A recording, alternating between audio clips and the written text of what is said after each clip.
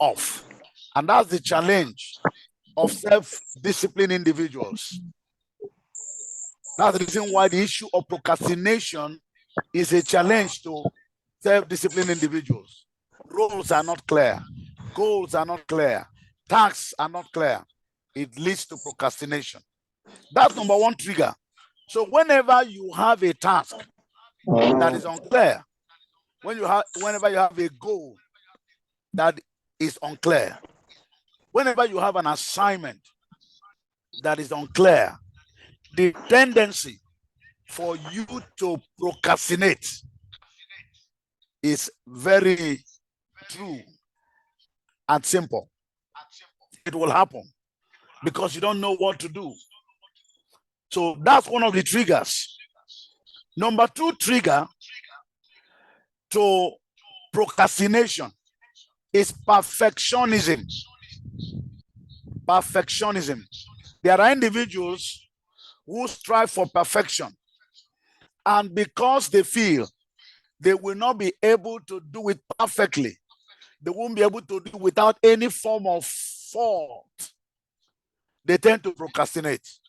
We can't perfect it, so they procrastinate. So one of the challenge of procrastination for self-disciplined individuals is that they want to be perfect in the things they are doing.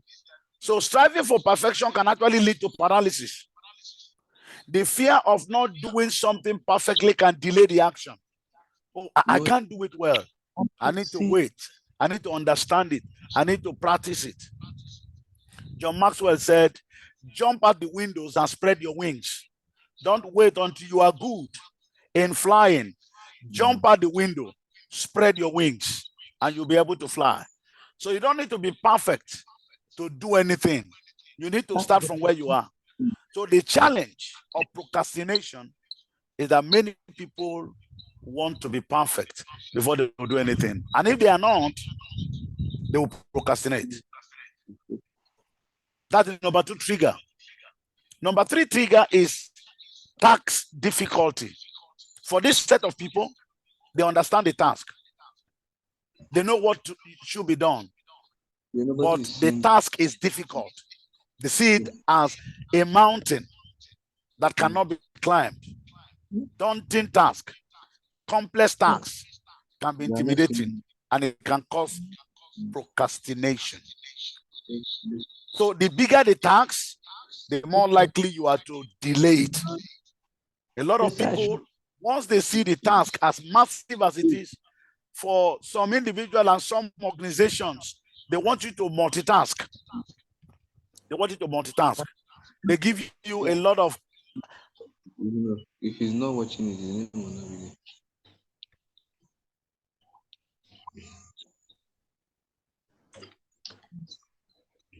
Just 1 minute, I beg.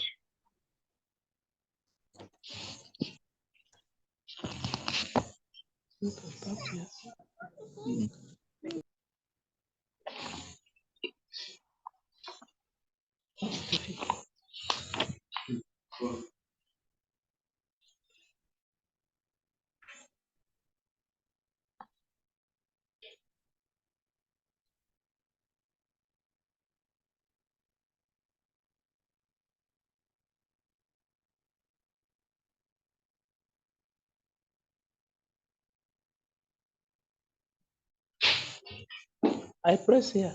Hello, can you hear me? Yes, sir. Okay. So we're still on. We're still on. Yes, I'd like sir. you to know. We're still on. Can you hear me, please? Yes, Yes, I can hear you. All right, thank you so much. So like I said, for tasks that are difficult, the tendency to put it away and to put it off is easy to come by. Once the task is much, once it's massive, once it's daunting, once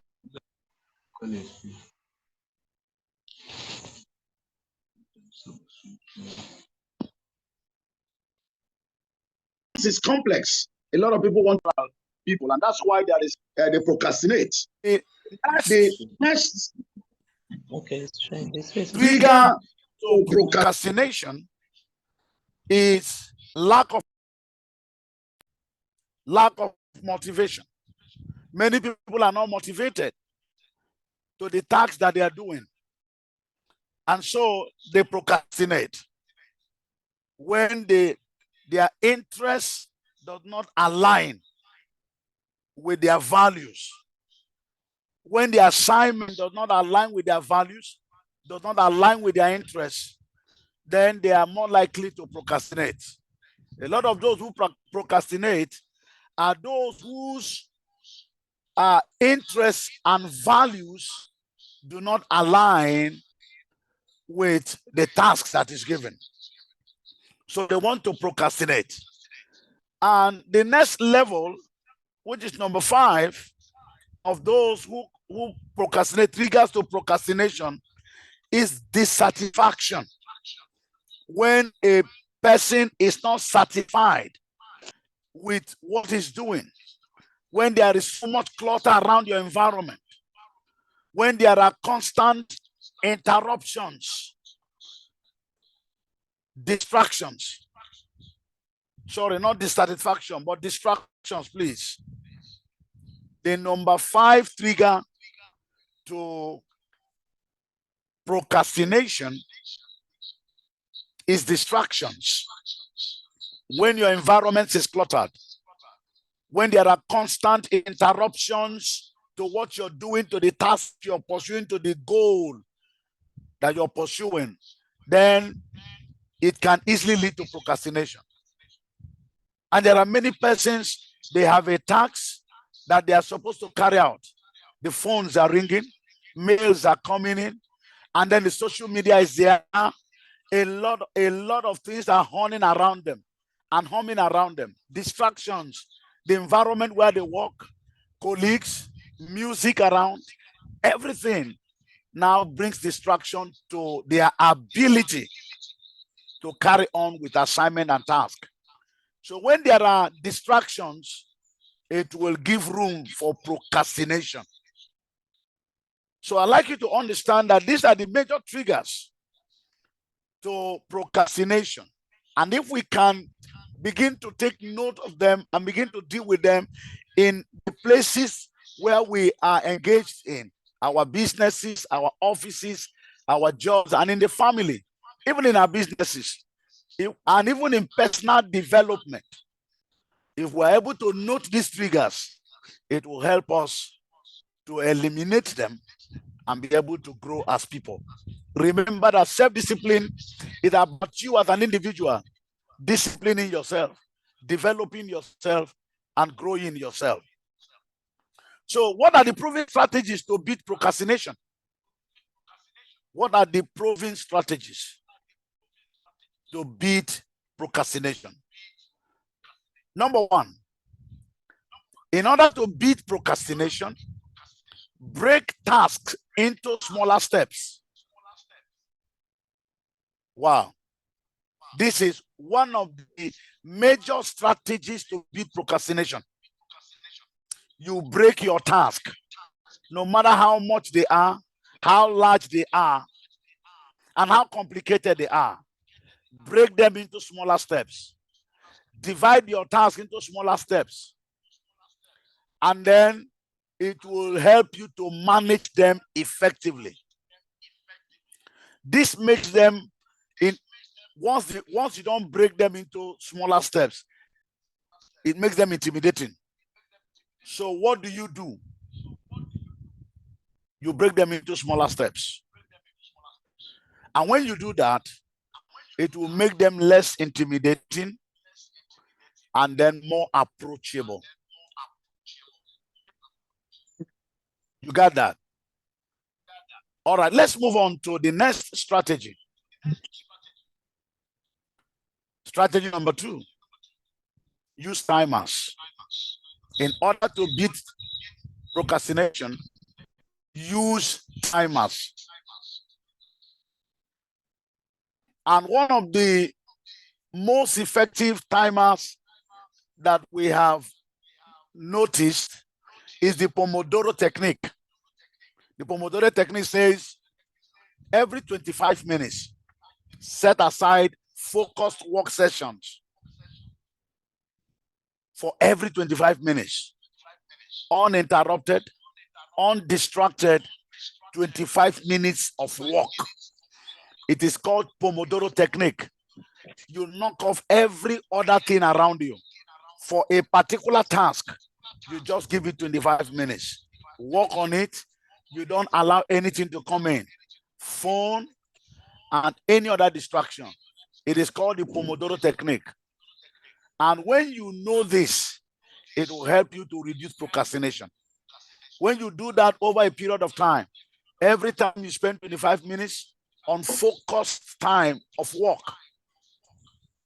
And after that, another 25 minutes. After that, another 25 minutes. It is called the Pomodoro technique. This will help you to overcome procrastination. It will help you to overcome procrastination. And number 3, how do we beat procrastination? How do we beat procrastination?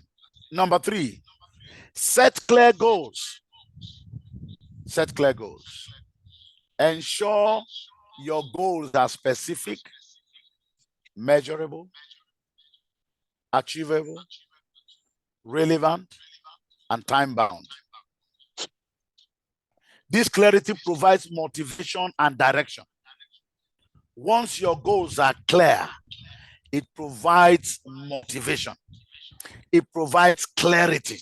It provides direction. It's on the ground. So in order to beat the procrastination, set clear goals. Let your goals be specific. Let your goals be measurable. Let your goals be achievable. Let your goal be relevant. Let it be time-bound. Point number 4, you prioritize your task. Point number 4, how can we beat procrastination? What is the strategy to beat procrastination? Prioritize your task. Use what we call the prioritization technique to determine which tasks are most important and then tackle them first. There are tasks that are most important. Your bosses in the office, they may give you different tasks, but there are ones that are most important to them. So don't go about doing all tasks and then you end up achieving nothing. And then, offending your boss. You need to know what task is most important. Give it priority. Give it your time and deliver it. It is called prioritization technique. Though you have many tasks around you, but you need to understand which of them is most important. Tackle those ones. And then you can do the other ones when you have the time. It is called prioritization. And that's number 4. One of the ways to beat procrastination. And number 4, how do we beat procrastination? You practice mindfulness and self-compassion. Practice mindfulness and self-compassion. Practice mindfulness to stay present. Don't be absent-minded. Don't be thrown away. Don't be in one place and your mind is in another direction. Don't be in a meeting and your mind is in another meeting. Don't be at work and your mind is in another work. Practice mindfulness. Let your mind be where you are at time. And also practice self-compassion. Self-compassion is to avoid self-criticism when you are not as productive as you'd like to be. This is very important. Many times, your bosses may not be happy with you. You may not be achieving results as you ought to, but don't kill yourself. Don't criticize yourself to such point that you cannot achieve results. Learn to love yourself, because self-criticism will lead to depression. when you criticize yourself, I'm not good at this, I'm not good at that, I can't do this, I can't achieve that, you are all